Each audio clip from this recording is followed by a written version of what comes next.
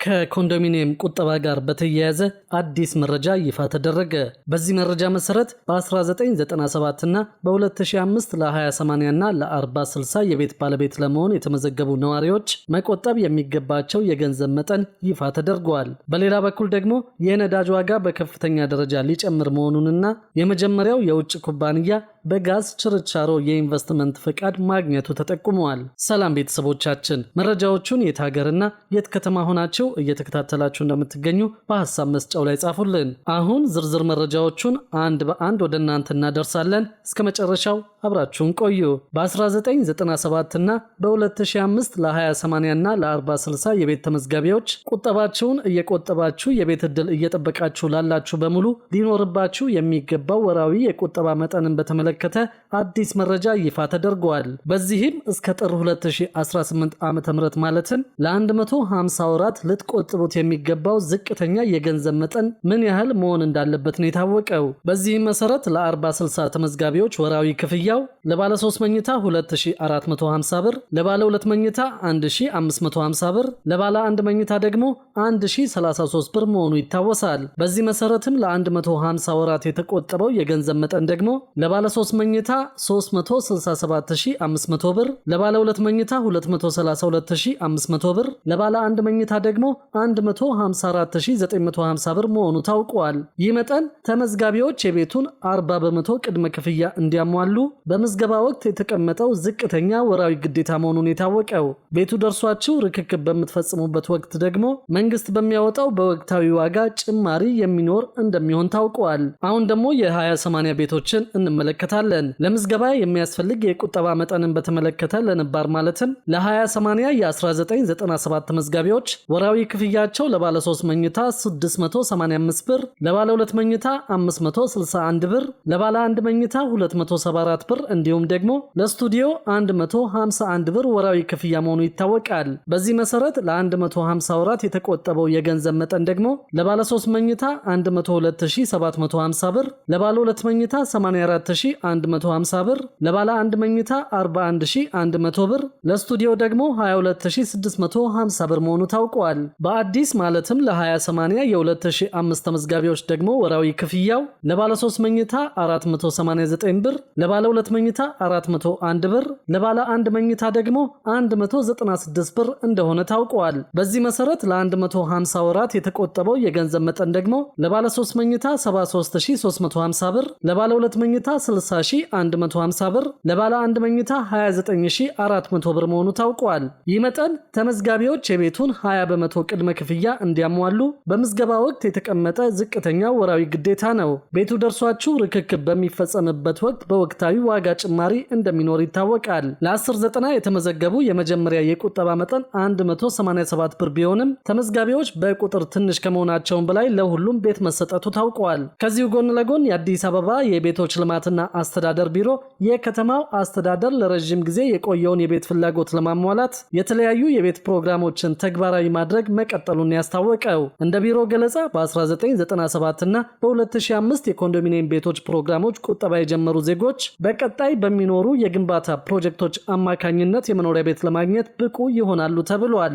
የቢሮ የጽህፈት ቤት ኃላፊ አቶ አብዲሳ አራርሶ እንዳሉት በ1997 እና 2005 የቁጠባ መርሃ ግብሮች የተመዘገቡ ነዋሪዎች በ2014 በወጣው የመጨረሻው የኮንዶሚኒየም ቤቶች 14ኛ ዙር ዕጣ ውስጥ እንዲካተቱ ተደርጓል። በ1997 የተመዘገቡ ቆጣቢዎች በተለይም ለስቱዲዮና ለባለ 3 መኝታ የተመዘገቡት ሁሉም በሚባል ደረጃ ቤት ማግኘታቸውንና ቀሪ ቤቶችን ለ2005 ተመዝጋቢዎች ማስተላለፍ መጀመሩን አሳውቀዋል። የ1997 ቆጣቢዎች በ14ኛው ዙር ሙሉ በሙሉ ቤት አግኝተዋል ማለት ይቻላል ያሉት አቶ አብዲሳ ተገቢ ቁጠባቸውን በሰዓቱ ማጠናቀቅ ያልቻሉት ግን በኋላ ላይ መቆጠብ በመቀጠላቸው አሁን ላይ ብቁ የሚያደርጋቸውን ገንዘብ መቆጠባቸውን ገልጸዋል። ሆኖም በቀጣይ ዕጣ ሲወጣ ለ1997 ቆጣቢዎች ለብቻቸው የተለየ ወይም ልዩ ምደባ እንደማይኖራቸው አስረድተዋል። የቀሩት አብዛኛዎቹ የ1997 ቆጣቢዎች ለባለ ባለ 2 መኝታ ቤት የተመዘገቡ መሆናቸውን ጠቁመዋል። በአሁኑ ጊዜ በ5 አማራጮች ቤቶች በመገንባት ላይ በመሆናቸው የ1997 እና የ2005 ቆጣቢዎች ከሚገነቡት ቤቶች ወደፊት በሚሰጥ አቅጣጫ መሰረት ዕጣ እንዲወጣላቸው እንደሚደረግ ጠቁመዋል። አሁንም እንደተገለሉ የሚያምኑ ቆጣቢዎች ካሉ ቁጠባውን እስከቀጠሉና የፕሮግራሙን መስፈርቶች እስካሟሉ ድረስ አሁንም ከቀጣይ የቤቶች ልማት የመጠቀም ዕድል እንዳላቸው ቢሮ አስታውቀዋል። በሌላ በኩል ደግሞ የነዳጅ ዋጋ በከፍተኛ ደረጃ ሊጨምር መሆኑንና የመጀመሪያው የውጭ ኩባንያ በጋዝ ችርቻሮ የኢንቨስትመንት ፈቃድ ማግኘቱ ተጠቆመ።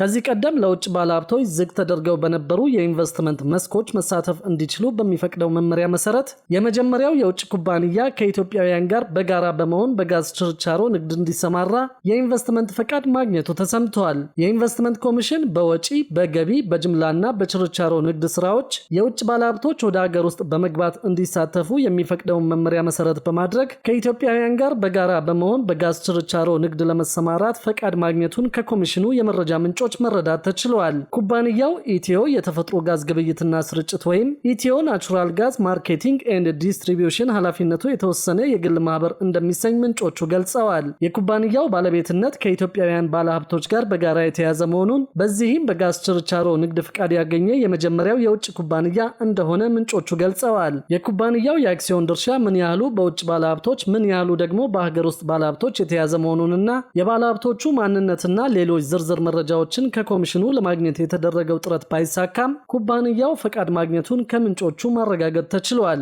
ጠቅላይ ሚኒስትር አብይ አህመድ በሶማሌ ክልል ካሉብ በዓመት 111 ሚሊዮን ሊትር ማምረት የሚችል የኦጋዴን ፈሳሽ የተፈጥሮ ጋዝ ፕሮጀክት የመጀመሪያ ዙር መመረቃቸውና ሁለተኛው ዙር ፕሮጀክት መስከረም 22 ቀን 2018 ማስጀመራቸው የሚታወስ ነው። በጋዝ ችርቻሮ ንግድ ፍቃድ ያገኘው ኢትዮ የተፈጥሮ ጋዝ ግብይትና ስርጭት ኃላፊነቱ የተወሰነ የግል ማህበር ፈቃዱን ያገኘው ይህን የተፈጥሮ ጋዝ ለመሸጥ እንደሚሆን ምንጮቹ ግምታቸውን ተናግረዋል። የኢንቨስትመንት ቦርድ በተከለከሉ የወጪ፣ ገቢ፣ ጅምላና ችርቻሮ ንግድ ስራዎች የውጭ ባለሀብቶች ኢንቨስትመንት ተሳትፎ አፈጻጸም መመሪያ መሰረት በችርቻሮ ንግድ ለመሳተፍ ማመልከቻ የሚያቀርብ ባለሀብት የኢንቨስትመንት ፈቃድ የሚያገኘው ኢንቨስትመንቱ በአይነትና በጥሬ ገንዘብ የተከፈለ ቢያንስ 2.5 ሚሊዮን ዶላር ካፒታል ያለው ከሆነና ይህ ካፒታል ኮሚሽኑ በሚመድበው ባለሙያ እንደሚረጋገጥ ይገልጻል። በተጨማሪም በኮሚሽኑ በሚለይ የታወቀ አገራዊ ወይም ዓለም አቀፋዊ አረጋጋጭ ተቋም የተዘጋጀ ዝርዝር የስብዕናና የአቅም መግለጫ ሪፖርት ሲያቀርብ መሆኑ በመመሪያው ላይ ተመላክቷል። የንግድና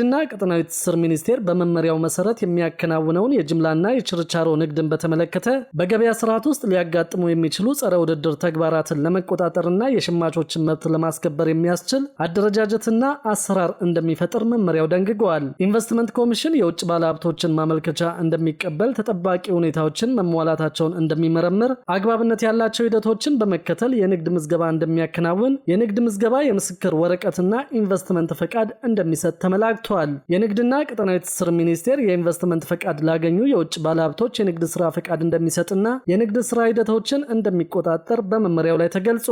ከዚሁ ጎን ለጎን ደግሞ በዓለም አቀፍ ደረጃ ባለው የፖለቲካ አለመረጋጋት ምክንያት ከሰሞኑ ሲቀንስ የነበረው የነዳጅ ዋጋ ሊጨምር እንደሚችል ባለሙያዎች እየገለጹ ይገኛሉ። በተለይም ዶናልድ ትራምፕ በቬኔዙዌላ ያላቸውን ቁጥጥር ማጠናከራቸውን ተከትሎ የዓለም የነዳጅ ዋጋ ቅናሽ እያሳየ ቢሆንም ከግሪንላንድ ጋር በተያያዘ ከአውሮፓ ህብረት አባል ሀገራት ጋር የገቡት እሰጥ አገባ የነዳጅ ዋጋ ላይ ጭማሪ ሊያስከትል እንደሚችል ነው ባለሙያዎቹ የገለጹት።